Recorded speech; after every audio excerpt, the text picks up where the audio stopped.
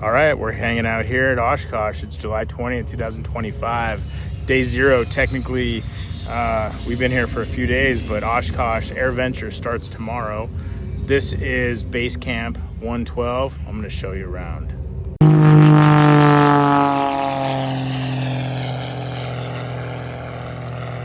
So first thing you might notice, we're out here on the flight line, the north runway 927. That's the approach end of 9 right there. And that's the approach end of 27 right now.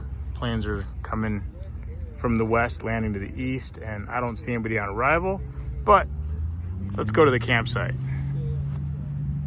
Okay, for those that don't know, this is Skylane 112. This is what started 112 Adventures. And she is sitting pretty, just making shade and ready for her next adventure.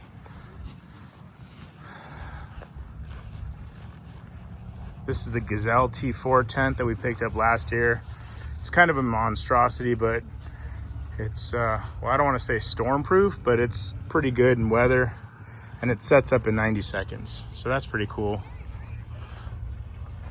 We got a cooler and a dry bag and trash. So this is kind of like the kitchen. And then we got a little snack bar inside and a wet bar. And yeah, some miscellaneous stuff going on inside here. Not too organized at the moment, but not the best, not the worst, just temporary storage. Moving along, we got the tent set up in here, and this year we got cots, so kind of a nice setup. That's Chad's setup. That's my messy sleeping bag setup. I don't know. I'll let you guys choose which one you think is better, but underneath we got, it's like a foam and air mattress, and then just a standard kind of cot, which folds up real small and light. So keeps us off the ground. It's pretty nice. It gets kind of warm in here during the day, but cools off nicely at night. What's going on? I see you're showing off the bedroom. You want to tell us about your cot setup? So yeah, you know, a couple weeks ago when you mentioned that you wanted to switch from doing a air mattress to a cot, I'm like, all right, I'm down for that. So you gave me a suggestion on a cot, and I ran with it. I'm like, well, I'm going to get mine in olive drab, and I think you said, oh, I'm going to do olive drab as well. So we got that, and then we ordered like 4 different air mattresses, or I should say just different mattresses to fit on top of the bed. And out of the 4, one was the only good one. It was an air and foam mattress. That was a steel. And on top of that, I was like, well, I don't want to bring a sleeping bag.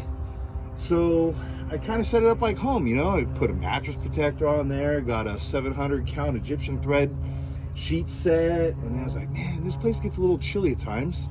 So let's put a wool blanket on there. So I got the wool blanket, and then I put a little finishing touch, and I went with the twin size comforter, just like I have at home, and it's very cozy. Okay, well, that's Chad, bougie Chad. He values his sleep, rightly so.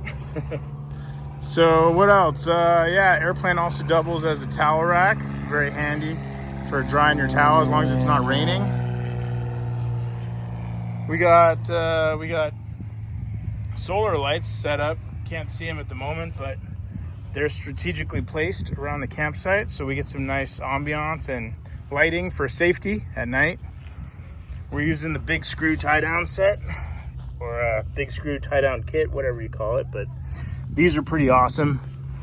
Bought these the first year I came here, and they've cost me thousands of dollars so far, because now I got to come back every year just to use them. Cutting boards, plastic cutting boards underneath the wheels. That's strategic, so that when it rains or if the ground is soft, the airplane doesn't sink into the ground. Pretty lightweight, pretty inexpensive, pretty necessary. And that's about it. Basecamp 112. What are you guys doing this week?